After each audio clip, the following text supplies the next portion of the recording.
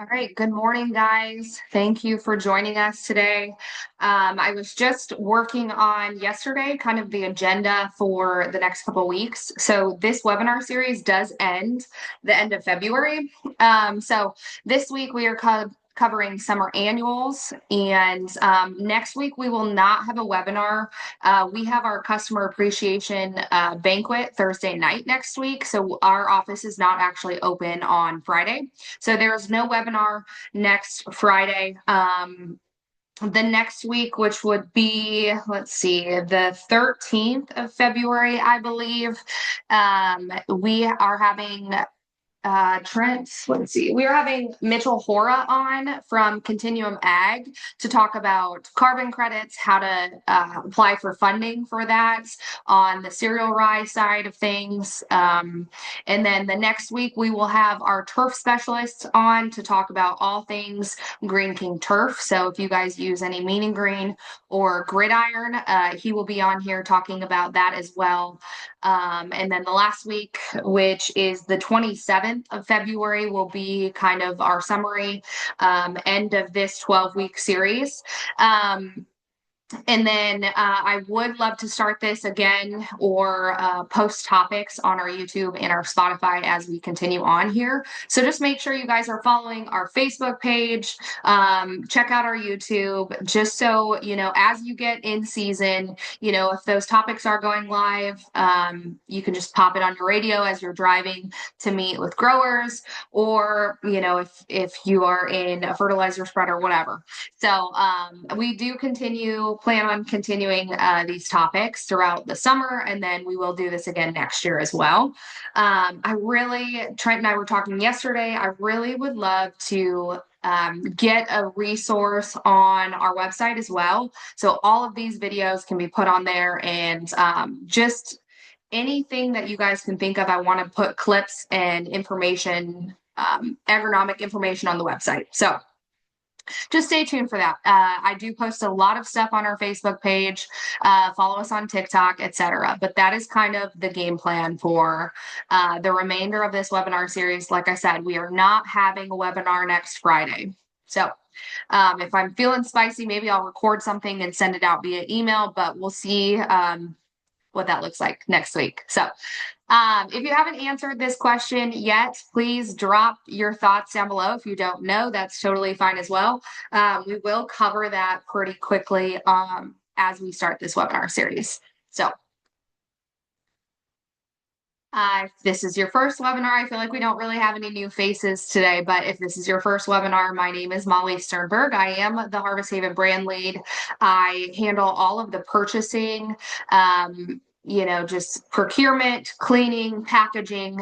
I do everything prior to it landing in your doorstep. So that is my main role. We do have Steve Stender on here. I believe most of you guys work with Steve as well, and then Trent Stout on here as well. So we all play a role behind the scenes, but you guys maybe don't see my face as much unless we are on these webinars. So if you guys have your technical guide, as I started this series, I really wanted to work our way through this technical guide. And as I was deciding my topic for the day today, I was like, okay, so we've got 3 to 4 more webinars left, and then we're kind of into our spring season, and I really wanted to focus on something that you guys can utilize in the next few months. And so today we are covering summer annuals. We do have a page in our book here. So if you do have that technical guide, have that handy throughout the day. Like I said, this is recording, so if you miss it and want to go back and listen to it, please do. But these are the products we are covering today. I do have an additional one in here. I know when Bernie and I chatted, he wanted me to talk about teff grass, so that is in here as well today, but that is not listed in our technical guide here. So we are going to get started here. The very first question that I had on that slide was, what products contain prussic acid? And if you guys, honestly, in Iowa, I don't think you guys deal with a lot of summer annuals, especially summer annuals that maybe have a prussic acid risk. So I want to, let me admit him in here. So prussic acid is a key concern for certain warm season forages, particularly those in the sorghum family. It arises from a compound called durin in the plant tissue. So when that plant becomes under stress, that durin breaks down into a toxic prussic acid. And prussic acid is extremely poisonous. Levels under 10% in dry tissue are extremely dangerous in ruminant livestock animals, such as cattle, sheep, and goats. It interferes with oxygen use in the blood. Typically, you see labored breathing, foaming at the mouth, staggering muscle spasms. This sounds really scary, I will say that. I've sold sorghum products for probably 8 years now, and I've never seen anyone have an issue with prussic acid.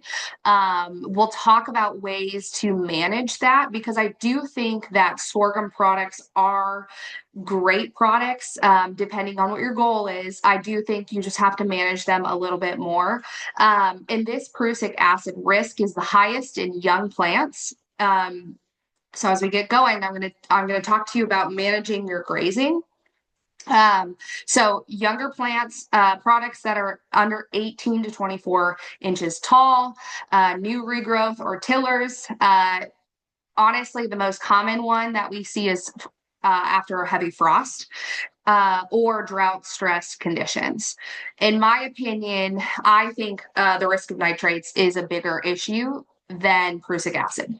Like I said, I've never seen a cow die from prussic acid poisoning. So I'm just putting that in there so you guys know that. And like I said, we will deep dive into that and how to manage it more efficiently as we continue on in this webinar. So I do have some just notes here at the bottom, how to manage it, different things like that. So before we kind of deep dive into specific products, last week when Drake was on here from TriCal, he mentioned planting seeds per pound based on per acre. And so I wanted to put this in here because when you see these summer annuals, you are going to see a pretty broad range of seeds per pound. And so if I just tell you to go plant that forage sorghum at 10 pounds, and it's 14,000 pounds versus 20,000, your plants per acre is going to be increasingly less. And so that is something that as we start talking about these products, we encourage you guys to focus on targeted seeds per acre versus pounds per acre. And you can figure that, I don't know how your drills are being set, but you can figure that. Most of our seed tags have seeds per pound on it. So just make sure that you guys are looking at that seed tag before you set those drills to ensure that you have the right plant population, because especially in these summer annuals, you will see, for example, a sorghum-sudangrass, the higher the population, the thinner the stems. So if your goal is to hay this product and you don't have enough seeds per acre out there, you may see issues such as drying with a sorghum-sudangrass. And that is a key piece with that product. So there is a little bit of a formula here that you guys can use. You can do your own math in figuring that, but I just wanted to note that I think it's important to start looking at targeted seeds per acre versus pounds per acre. So any questions on that, or Trent, any input on that as we continue to move ahead?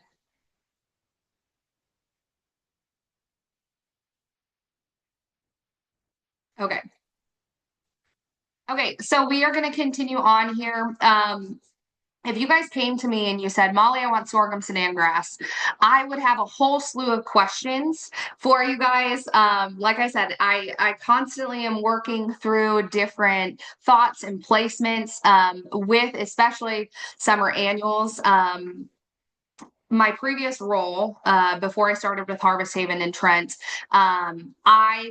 any of the sorghum-sudangrass, the millets that you guys have probably bought in the last 5 years, you probably had bought from me. So these, I really heavily focused on summer annuals. We sold a pile of summer annuals, millets, at my previous role. So it is important for you guys to understand that sorghum-sudangrass, one size, it doesn't fit all. And there's a lot of different traits that you guys can get in sorghum products. So before we continue to deep dive, I want to walk you through the different traits of these products. So the first one here, and these are just sorghum trait options. So the first one here is male sterile. So male sterile plants lack viable pollen and do not produce seed unless they are cross-pollinated by another fertile sorghum. But the benefits of this, it prevents volunteer weeds for the next season. It keeps that sugar and energy in the stalks, in the leaves, instead of pushing it to grain fill, which in turn creates higher palatability and energy for livestock. Honestly, I don't feel like there's a ton of true male sterile products in the market, because it's really hard to just keep that product clean. So, but some people promote the male sterile, but it's really hard to just find a true male sterile. So, moving on to the next one is the BMR trait. In sorghum-sudangrass, this stands for brown midrib. This, like the leafhopper trait, is naturally occurring in the plant. This is not a GMO. And what this does is it significantly improves the forage quality of these warm season grasses. And what this does, this BMR gene, it reduces the amount of lignin in the plant cell walls, which in turn allows it to be more digestible for cattle, like a low lignin alfalfa. One thing I will note with products like this, typically if you take something away, you're giving something up. So just note that if you are taking that lignin out, you may see stand issues.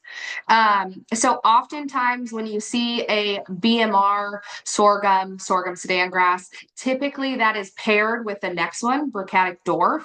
And what this Brocadic dwarf is going to give you, it's a shorter stature plant, which allows that plant to stand better. If you're taking that lignin out, it's shorter. So these are typically paired directly together. So you typically see a Brocadic dwarf being 4 to 6 foot tall, where just our normal non-Brocadic dwarfs can be anywhere from 8 to 12 foot tall. So that is just something, if you are getting a BMR product, I would make sure that there's a Brocadic dwarf in there. Otherwise, you may have stand issues, but you can always put potassium out there. That'll help strengthen the stalks as well. So, the next one we have here is photoperiod sensitive. This plant stays in vegetative growth until day length shortens. So this one is going to mature with the day length. The benefit of this is you are going to see a massive biomass and tonnage potential. You see extended high quality grazing and hay window, excellent water efficiency. It retains that quality longer. But this product is ideal for just a single cut. This is not something that you can multi-cut like a traditional sorghum-sudangrass. This one is going to take a little bit longer to mature. And these plants typically are taller plants. So you're going to see a 10 to 14 foot tall plants. It does have slower initial growth. It does have slightly lower sugar and digestibility than the non-photoperiod sensitive products. And like I said, this is not a multi-cut option. This is a single cut option that you are trying to push that tonnage on. The dry stock trait here, I honestly wasn't going to put this one in here because you don't see a lot of products in the markets. Trent mentioned this yesterday. So I just threw it in kind of last minute. Dry stock is a trait that they put into sorghum-sudangrasses and sorghums to essentially help that product dry down faster. So if haying is kind of your goal, I would just make sure that you have a dry stock trait. But I think, in my personal opinion, I think that there are better options out there. And there's not a ton of this trait around anymore. So just an FYI on that one. And then the last one here is safe in product. So typically, as you are ordering products, I ask you, do you want it to be safe in or concept treated? What this is, it's a safener on the seed that allows you to put dual down on as like a pre-emerge to protect you from other grasses. So those are kind of the traits that I want to cover before we move into this next section. Do you have any input on that, Trent? Yeah, just I'm trying to respond to Bernie's question, so I'll do that first. Bernie asks a really good question. I'm going to answer it here in the comments. Is nitrogen use on these products? What's the recommended rate when we're looking at tons per acre? The rule of thumb for any summer annual, whether that be a millet, a sorghum Sudan, whatever, is always a pound per growing day. So, for example, forage sorghums typically run 90 to 95, maybe can get a little bit longer in their maturity, like from planting to maturity as far as their days. And so you would want, 90 to 95 to 100 pounds of nitrogen on a sorghum product, where, like, for example, a German millet that we haven't got to yet, maybe is a 40 to 55 day product. So understanding just your maturity, you need about a pound of nitrogen per growing day. That's the rule of thumb for all summer annuals. And if you are, those are things that we can help you navigate those questions as you're, calling to order product or whatever as we get closer to that time frame. Okay, Molly. The next question here.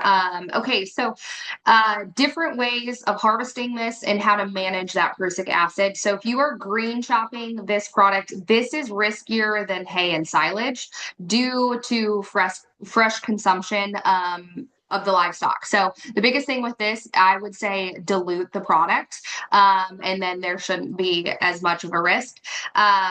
When you are haying this product, like I said, sorghum products are really, really hard to hay. I think if haying is your goal, there's better options. But if you are haying it, there's no prussic acid risk because that is diluting as it is drying. Silage fermentation releases a lot of that as gas, but there is that waiting period of 2 to 3 weeks before you can feed that silage for that prussic acid to get out of there. What I will say is, if you guys have concerns of prussic acid, send it off to us. Like I said, we can send that sample in for you. Like I said earlier, in my personal opinion, nitrates are more of a concern to me than prussic acid. But we can always send those off if you guys are curious on what your risk level is with those products. So I Um, appreciate those questions, Bernie. yeah, good, great questions. Just going over some thoughts on the trait options and just prussic acid in general. Prussic acid is will gas off, and that's what I think Bernie was alluding to. Do you lose the acid when it's chopped? I think it's 14 to 21 days after you bunker a product to allow it to gas off. What happens is that the prussic acid is very similar in chemical structure to cyanide. And so that is a very poisonous gas, but it will, the longer you have taken this forage, so post taking the forage off, that prussic acid does turn to a gas, and it will dissipate from the plant and make that forage safe.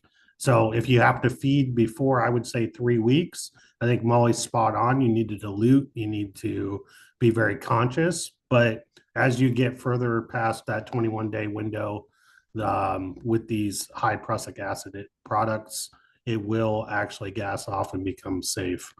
Um, as far as the Brachytic dwarf, the one thing I would like to mention about Brachytic dwarf products is that really what that trait's doing is stacking those nodes closer together. So you're not actually losing leaf biomass, you're just losing height. And so this is very similar to conversations around short corn, and how they're breeding these to stack their nodes closer together.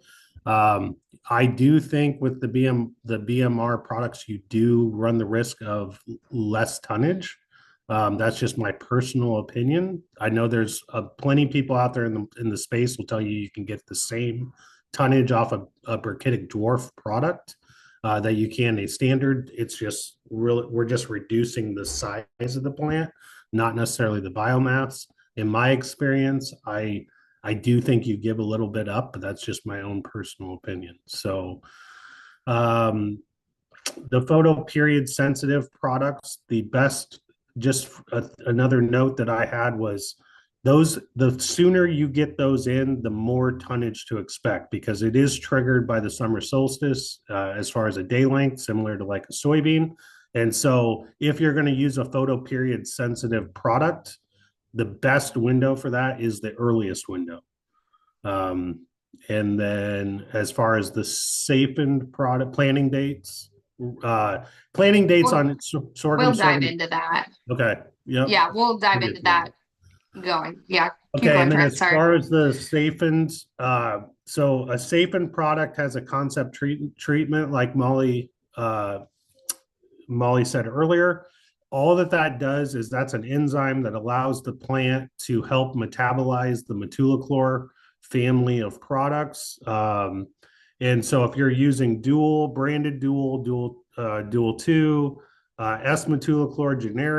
metolachlor generic, you can use those in a certain time window with this product because the enzyme allows it has a symbiotic relationship with that plant that allows it to metabolize that chemical and be safe to apply. So that's how that product works. So other than that, I think great job. Obviously, those are the only comments that I have as far as the trade options. Thanks, Trent. We are going to just keep going. Now we're going to start deep diving into product specifics. So we will get into planning timeframes, etc. Bernie or anyone else on this call, Joey, Mark, Emmy, feel free to ask questions. If you don't know, this is the perfect time to ask those questions. And honestly, there's never a dumb question because these are products that you guys don't deal with a ton of. So if you have the questions, we will do our best to answer those. And if you don't feel comfortable asking, feel free to give us a holler later. But so now we're going to dive into forage sorghum. What I want to say here is I do have our recommended drilled seeding rate. I do have our broadcast seeding rate. I do want you guys to really pay attention to the seeds per pound. Like I said earlier, that is really important. Honestly, in selling these products, most of the time forage sorghum-sudan grasses hang around that 16,000. 15 to 17 is kind of that sweet spot. I've never seen any as low as 10, but it is important to look at those seed tags, see what that seeds per pound is, and try to get that 80 to 120,000. Do that math to figure out what that drilled broadcast seeding rate is to make sure that you are getting the most accurate plant population because this sorghum category, the plants per acre does depend on stalk thickness. So that's just a key piece I want to just continue to mention. And like I said, these are all warm season grasses and summer annuals. So typically these are going to get seeded after corn. I would say June, July. I've even seen some put in August. I don't honestly recommend that. I would say June and July, end of May is kind of that time frame that these are going to be seeded. So forage sorghum is a tall, high biomass annual warm season grass. This product is bred specifically for livestock feed, primarily as silage, baleage, and sometimes green chop or hay. It's a close relative to grain sorghum, but it is optimized for forage production rather than grain yields. And something that I like to compare this to, this would have a very close place to corn silage. This would have a very similar fit to that, but it'd be in a sorghum family. So these plants typically get pretty tall. Sometimes you can see them get up to 13 feet tall. I would say 8 to 12 is kind of that sweet spot. This product has really coarse, thick stems with wide flat leaves. If you're looking here, you can see how thick those stems are. It is a leafy product. In sometimes you guys can see grain heads on it, depending on if it's a male sterile product or a non-male sterile. And we like to see this product harvested at soft to late dough stage for best quality. The best way to figure that out is to go and honestly, when I was scouting and determining when this product needs to be harvested, pull a seed off of there, squeeze it between your finger, and that is how you tell what stage that product is in. So, typically, we like to see this product planted when soil temps are 60 degrees. Yes. Okay. So something in comparison to corn. So this uses about 30 to 50% less water than corn for similar tonnage. It also has lower nitrogen and overall fertilizer needs in comparison to corn. So it does make it a cheaper option to grow. This product does handle stress really well. So that is why it's so widely grown as you move west of here. And you don't see a ton of that in comparison here in Iowa. So like I said, silage, baleage, this is its primary use. I like to see it harvested at 25 to 35% dry matter, usually that late dough stage for high feed tonnage. For beef, cattle, and dairy feed, honestly, get those BMR traits to help with the digestibility of that. With those thicker stalks, sometimes you can see tougher digestion on that. Occasionally, you can green chop this. You can stand and graze it. I honestly don't recommend that. And like I said, this is not a product that you are dry hanging because of those stems. This product does like dry, hot ground.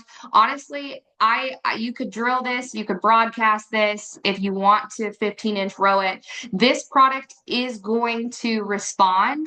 The more plants and the closer you have, the thinner the stalks. So if that's your goal, drilling would be great. If you want a 15-inch row space it, you just note you are going to have thicker stalks. So just note that the higher the population, the closer those plants are together, the thinner your stalks here, and then the more spaced out those rows are, the thicker those stalks are going to be. So if we're comparing this to corn, the drought and heat tolerance is so much better. So this product is going to excel in dry, hot summers. And it is, in my opinion, a more reliable, consistent forage in comparison to corn. It does have lower input costs, so it takes less water, less nitrogen fertilizer, and oftentimes is a cheaper product to plant. So typically when you're buying a forage sorghum, for a 50-pound bag, I believe it's 100 to 125 bucks. And that was, obviously a couple years ago, but the input costs are quite a bit less. This product does have high biomass potential. It is comparable or higher in dry matter in tons per acre than corn in stress years. And it does have quite a bit of flexibility. So this has good cover crop potential or rotation crop, and you do see fewer disease and pest issues in certain areas. The disadvantages, if you are looking for quality, corn is a better option. Silage corn is a better option in my opinion. This forage sorghum is a one-cut system. So just to note on that, typically you can harvest this product 60 to 80 days depending on the variety and the maturity. Prussic acid is a risk in comparison to corn as well as nitrates. So because of those thick stems, it is not a great option for horses, sheep, goats. This product is built for cattle. So just to note that. Are there any questions on this? So Bernie here. Okay. One question I have: forage sorghum, does it have the safe? Do they have the safeners in them that you can use dual on this for grass control? Yep. So any product in that sorghum family, you have the option to have it concept treated, which would have that safener to allow you to put a pre down. So forage sorghum, sorghum sudan grass, and sudan grasses will all have that option. It Molly, I don't know if typically you go ahead. it it typically increases your cost per bag. You're looking at $15 to $20. So just note that to have that safener on it, you will increase your cost per pound. So I don't know if you know Molly, but is say can you spray dual up to like 6 inches? Can you spray it post emergence? I thought you could. Okay, but I think it's a pretty short plant that you can spray them. Is that yeah, you correct? can. I honestly don't recommend it because I think you could see some drawback on that plant. I believe it is 5 leaf. I don't, like I said, I don't recommend that. Put it down as a pre, get some rain on it, and you're gonna see some really good grass control on that. So, but you do have a little wiggle room. If it's poking through the ground, you're Mhm. not gonna see that plant dying off. So it is 5 leaf though, I believe. Yes, I have done that, Molly. I've seen the same thing. If it gets up on you, and the grass isn't there, you can spray the dual. It does seem to slow the sorghums up a little bit, but they will come out of it if they have the correct weather. But for the most part, a lot of my guys they have tried to get by without doing a dual or anything during the year, and it usually if they get real bad grass in that'll cost them more on tonnage than spending the extra money for the safener and getting a dual treatment out there or coming back with a post dicamba 2,4-D in crop. Yeah, absolutely. I think that that sounds like a really good plan. You don't see that effect if you have the moisture there. So if it is a dry spring, it's going to show up more, just like dicamba on non-dicamba soybeans, right? But if you're getting that moisture, it's not really a problem. So, any more questions on forage sorghum before we keep going? You kind of answered it earlier. Bernie did ask about drilled to 15-inch spacings. The only thing that I'll tell you, like I answered this, but just my thoughts on that, Bernie, is that as you are narrowing up your rows, you should increase, like you'd be closer at that 12 pounds, but as you widen the rows, you kind of drop down in your pounds per acre. And that's for just simply from a water efficiency. That's just my opinion on it, is just trying to be more water efficient. These are products that go in when we typically start to turn the spigot off. And so just understanding the ground it's going on, how much water holding capacity you have, could probably help you navigate that question a little bit. But that's just my thoughts on it. Yeah, I Okay. totally agree, Trent. What are you there, Bernie? Sorry.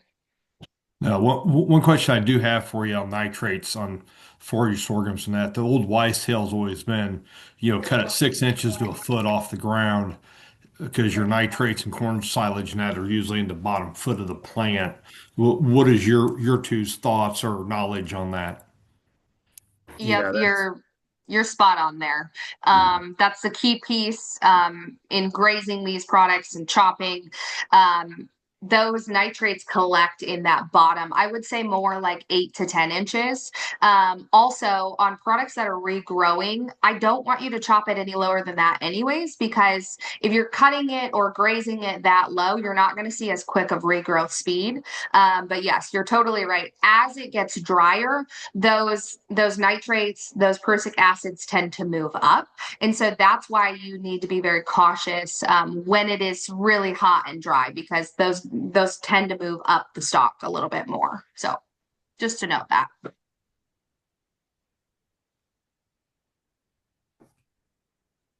Okay, the next product we are going to talk about is sorghum-sudangrass. This is a product that combines sorghum's yield with sudangrass's finer stems and regrowth, making it a popular multi-purpose product. I personally love sorghum-sudangrass. I think that the stalks are sweeter. I think you can control the stem density a little bit better than forage sorghum. The cost is great, and you're getting multi-cuts off of this. So if I were to plant a sorghum sedan grass, I would get a safe-end or a concept treated sorghum sedan grass. You can get BMR. They do say that there's some sweet stalks out there. Honestly, if you've ever planted a sorghum sedan grass, cattle love this. It does have that sweeter stalk. The pros of this product, it regrows really fast. So if you guys, like Bernie just said, I don't want to see this plant cut or grazed, below that 8 to 10 inches mark, because it is going to encourage that regrowth on it. So if you are chopping it, just make sure that you're lifting that up a little bit and not cutting it super low. This product is very drought and heat tolerant. And like I said, it does have finer stems in comparison to just generic sorghums or forage sorghums. This is population is going to drive the stem thickness on that. So if you want a higher population, I like to see it at that 30 pounds. I think 30 is a really good sweet spot for that. If you're just chopping it, you really don't care, you definitely can decrease that population a little bit more. So, the cons of this is that prussic acid risk. I would say, manage that. And I definitely think that it is a product that you can manage. It's not a big deal to, chop it and let it regrow, or to pull those cattle off.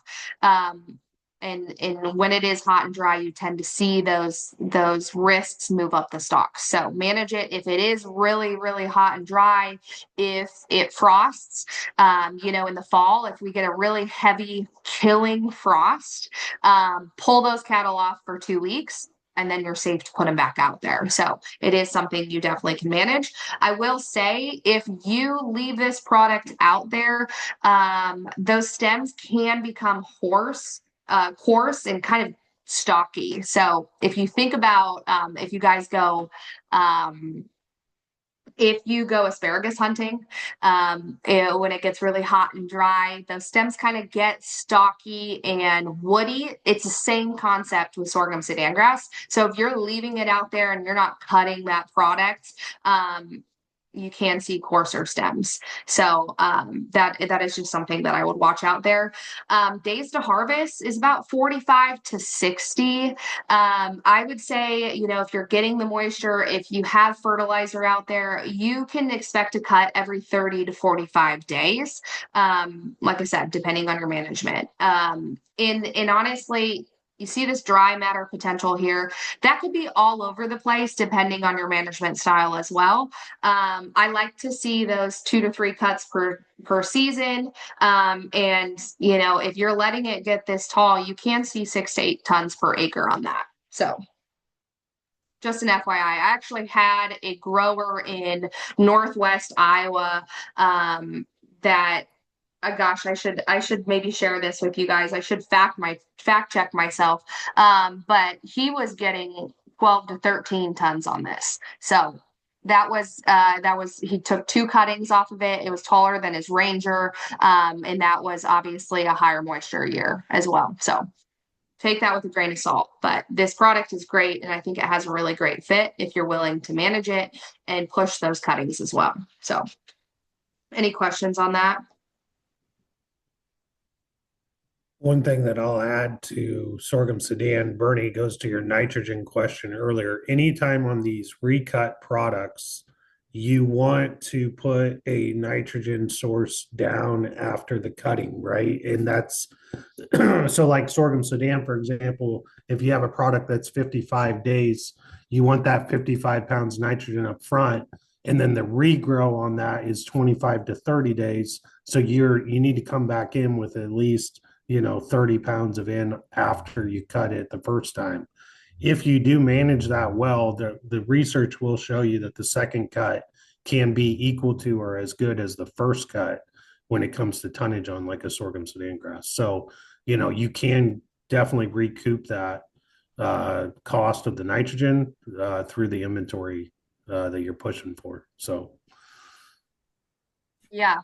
I am looking. I have this text from my dealer. This was from September of 2024. He put in it was a forage sorghum, and he had 30 acres of it, and they came up with 21.6 tons per acre. And they actually, I don't know if you can see this, but they ran out of bagging capacity. So there is a ton of tonnage potential on this if you are managing that with fertilizer. So the next product, which honestly, I put this in there because I think it is important. We do see some of this in the market. Typically, the variety that you guys would see on this is Piper-sudangrass. Very similar to sorghum-sudangrass. It is a fast growing, it is finer stem than what a straight sorghum-sudangrass would be. This product is great for weed suppression because it grows really fast. You do see the regrowth on this, like the sorghum-sudan grasses. You are seeing a little bit lesser amounts of prussic acid on this, so not as high of a risk of the products that have that sorghum breed in it. So just something to note on that. And as we continue to move through this, just make sure we are still paying attention to these seeds per pound and our targeted seeds per acre, because I think that is important when establishing these products. So any questions on that before we move off of the sorghums and into the millets? Molly, one question I have on the Piper sedan grass. I've always thought of it more if a person is going to be baling it, round baling it, wet bale wrapping or something like that on the Piper, because I feel that the tonnage and the size makes it a little bit easier to bale. What is your thoughts on that? Yeah, I definitely think that this product has finer stems. So I think you're going to have more success in baling a product like this versus the other two. That would be if you did want that regrowth option on it, where you don't typically see in the millets, a sedan grass would be a great option because of those finer stems. It does dry down quite a bit better than the sorghum sedan grass crosses. Does that answer your question or your Yeah, comment, Bernie? Yes, it does. Yeah, yes, it does. Because I've always I don't know I've seen a lot of guys with these sedan grasses and that. And the one thing I always caution, baling it if you get a wet period and that there baling it could be very tough and that there. I've always tried to tell people if you're going to do a sedan grass and that, just plan on chopping it, doing some kind of processing on it. It is so much easier to bag it and get it in. But that's one thing where I have a lot of my clients. Well, I don't know what I want to do, so they do the Piper, and I really feel they give up tonnage when you do a Piper compared to a full sedan grass or forage sorghum on feed quality myself. Yeah, I totally agree with you on that. Piper is harder. Honestly, to find a straight sedan grass, it's getting harder and harder to find. In the price comparison to a straight sedan grass versus a sorghum sedan grass, you are going to be paying more for this. So just something to note on that. A Piper is a pretty old variety, but that is the most common one that you find in the market right now. So I would And just I, go ahead. I well, I just was asked just gonna Bernie. give, Go no, I ahead. was just gonna ask you and Molly Trent, kind of in my experience, what I've seen is, yeah, Piper is a finer stem sedan grass. And the other thing is the higher the population of seeds that you plant, typically you'll get a finer stem that way too. And that's what I've seen. I wondered if you guys agree with that. So I think definitely. with Piper, in my opinion, Piper is a much thinner leaf, right? So I think of Piper in very similar context to vernal alfalfa. It's kind of the benchmark. It's one of the oldest varieties still commercially available. It's usually very cheap compared to the newer varieties. Um, but where you're losing your tonnage is in the leaf architecture itself. It's not as wide leafed, which is also why some of the other products probably seem to take longer to dry down than a Piper sedan grass. So just understand what that growers trying to do. I'm not saying Piper can't be a fit, but if it's, if they're really serious about pushing inventories, there's products in the markets that have made great gains as far as genetic gains since Piper's been released, just similar to alfalfa. And you could save yourself some upfront cost and ultimately cost yourselves quite a bit when it comes to feed. So I agree. It's just Piper can be a lower yielding product. Most of that's just due to the fact that it's one of the most genetically old products on the market. Yeah, I think as we are if we have this gap and we are looking for feed or just trying to fill a gap in crop rotation, I think something that we are consistently saying throughout this process is to identify your grower, their management styles and their goals, and that's really going to help you guys decide what product to place. I think that the sorghums and the sorghum-sudan grasses, in my opinion, make more sense if you are chopping them. Like Bernie said, if you have a guy that's not sure if he wants to dry bale it or chop it, this straight Sudan grass is an option. As we move into the millets, we're going to start to see products that, in my opinion, make better hay or baling products. The first one that we are going to cover as we move into this millet family is foxtail millet. A German foxtail millet is what you guys are seeing in the market. We typically like to carry R strain.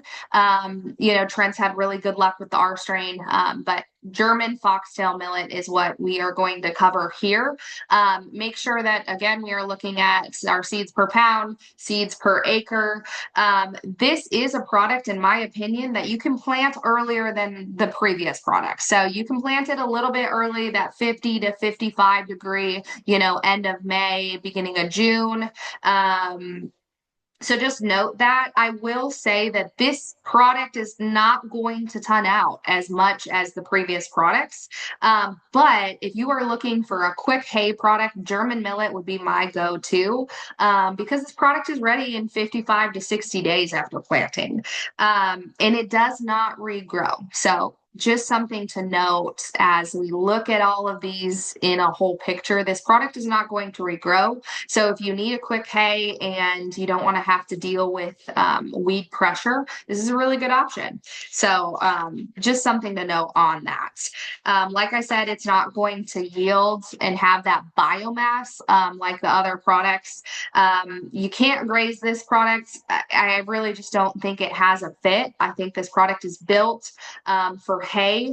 I do recommend cutting this right before that seed head comes out here. So this, in my opinion, is I would have cut this before this head shot out of it. Like I said, silage, I just don't think that's an option. German millet, in my mind, is a hay product. It dries pretty quickly because of the stems on it. I would say, 1 to 2 days, depending on the weather. And I would say baling it at about 15% moisture would be ideal. So we do move randomly, weird amounts of German millet.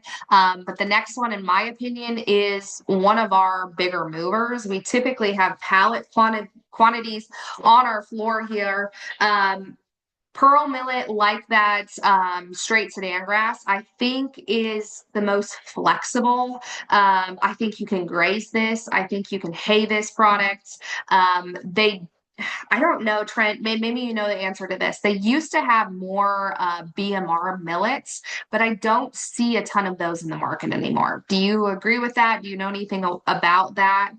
I agree with you. BMR pearl millet was something that was kind of a big splash, I would say 5 to 7 years ago. I don't seem to hear as much about it anymore. I'm not sure why.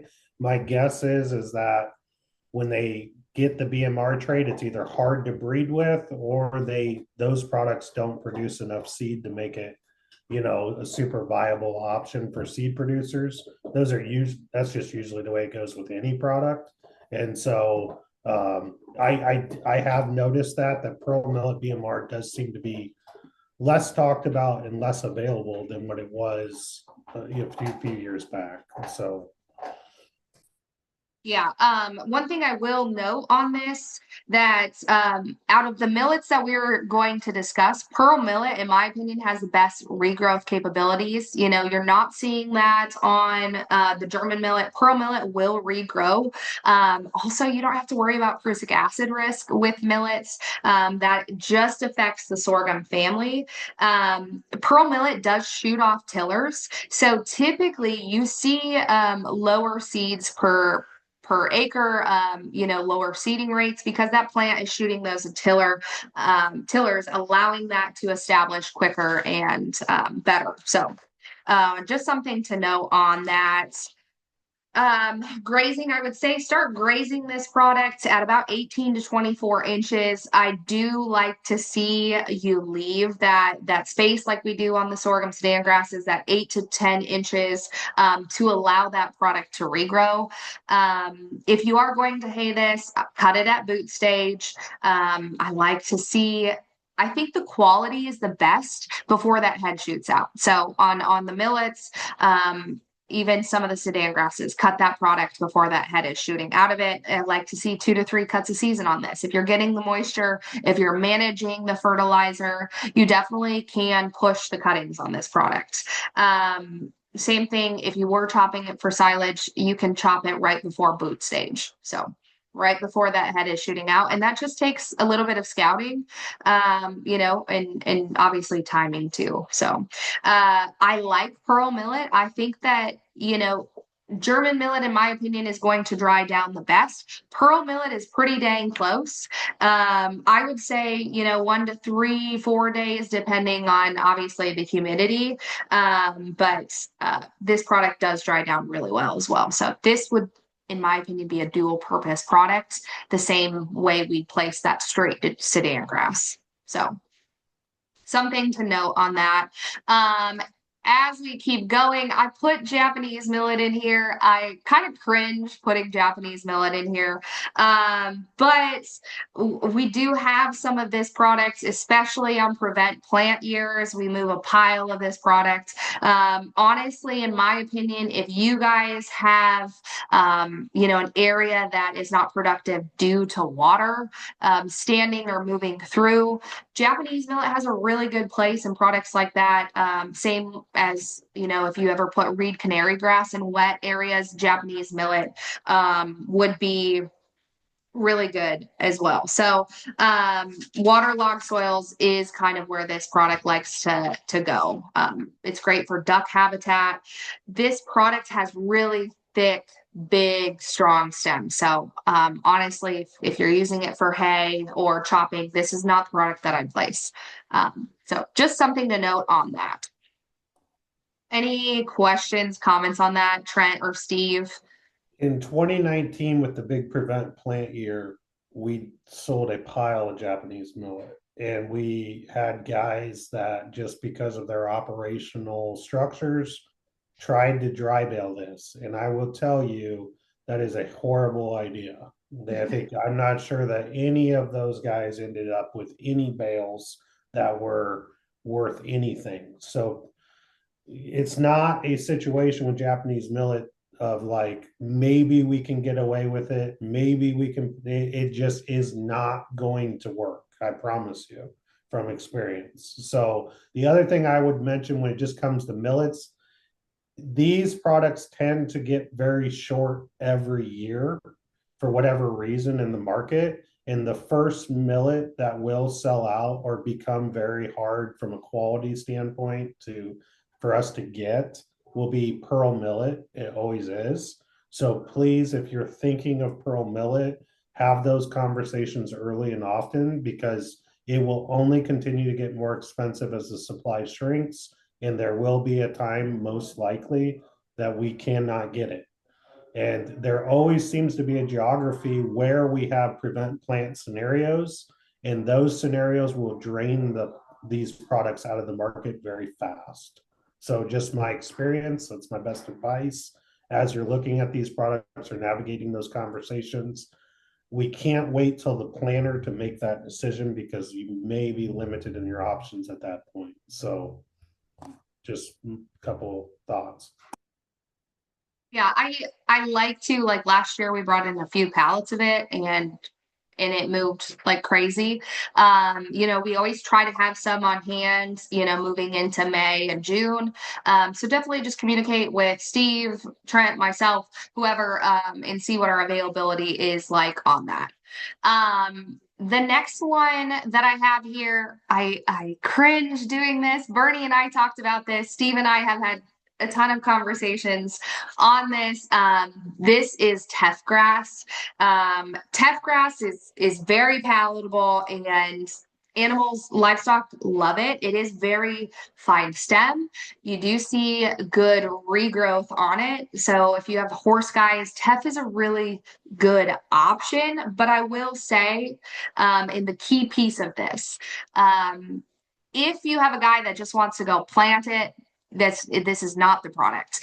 This product is very finicky. You need to have proper seed bed preparation. The seeding depth on this is like, let me check this, like a quarter an inch, maybe even less than that. If you planted too deep, no way, Jose. It's not Yeah, the going to work. shallower the better for sure, Molly. Yeah, I would say, getting it right on that first, prep that seed bed. If you could honestly, till it a little bit and even roll it, and then get it right on the soil surface, and just lightly disc it in, that's the cat's meow. But if you don't have the moisture, you're just throwing money down the drain.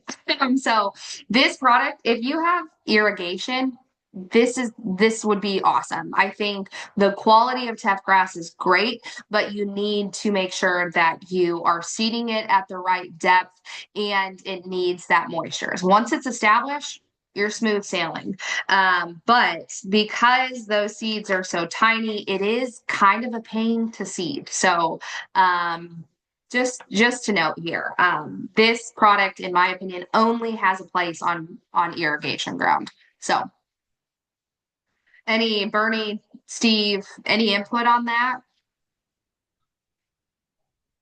Nobody has wanted tough grass to work more in Southeast Iowa than I have. I have tried it and beat my head against that wall for 5 years. I have just thrown my hands up because it is so dependent on water to get going. And we're planting these things in June to the end of June, and we just do not have enough water for a tough grass crop. So that I think Molly's spot on. If you have irrigation, it is a great product. And I will tell you, the guys who have taken bales off of this, the one remark we always hear is how accepted it is by the end. They prefer it. It is such a good feed for the cows. If you put two bales out, they will eat the tough grass bale like it's candy before they ever go to anything else as a food source. It's just so hard to actually get it to produce down here and not in dry land acres. Not impossible, but you have about a 20% chance, I feel like, at actually having success. And that's very frustrating for you. It's frustrating for the growers. And it's just, that's why we sell, I think, more German millet for that dry bale, dry land acre, because it's just a little bit easier no, it's not just a little bit, it's a lot easier to get established and get a crop off of it. So that's For just sure. my experience. And I've tried it all to make it work. I Yeah, agree totally with Trent. I said I agree totally with Trent on this. If you can get it going and get it to work, it is fantastic. But just trying to get seed bed preparation and get everything in there and adequate moisture down here, very tough. Yeah. And it hates competition too. That's another thing. It hates any type of competition. Yeah, in a perfect world, it's a great feed source, but you got to get it to work. Yeah, I agree with that. If you want a tough grass, probably not my first choice, but we have access to it. And I think that there are better options in the market. So if you have irrigation, great fit. But in my opinion, I think it's too risky. I think everything has to go right for this product to perform. And I mean, if you have money that you want to throw away, I mean, this is a great product. It's just so risky. I think that, like Trent said, German millet, pearl millet are better options. And honestly, Sudan grasses are great options as well. Less risk associated with every product before this. So that is really what I have for you guys today. You know, we are a few weeks out from wrapping up this webinar. If you guys have missed webinars, please don't hesitate to reach out to me. They are on YouTube under Harvest Haven Seed, and then they are also on Spotify under Forage Unfiltered. If you're cruising down the road or if you're in a tractor this spring, definitely check us out. We will be updating that and posting more content for you guys. Do you have any more questions? You know, as we go into the spring, we're kind of starting to think spring. We just got all of our forage grasses in here today. We're mixing forage grasses like crazy here. If you guys need more of these technical guides, please don't hesitate to reach out. These are tools for you guys as you navigate these conversations with your growers. Reach out to myself or Steve. You can even call the office here. Cheyenne can get you guys these product guides, but this is a really good tool. And when I was designing this tool, I really wanted you guys to be able to take this out with you and feel confident in placing these products. So, if you guys don't have any questions, like I said, we do not have a webinar next Friday. The following Friday, we will have Mitchell Hora on here from Continuum Ag. And then the next one, we will be covering our turf lineup. So if you guys don't have any questions, I appreciate you hopping on today. You guys are the root of Harvest Haven. And so if you need anything at all, please don't hesitate to reach out. We are here as a resource for you guys. So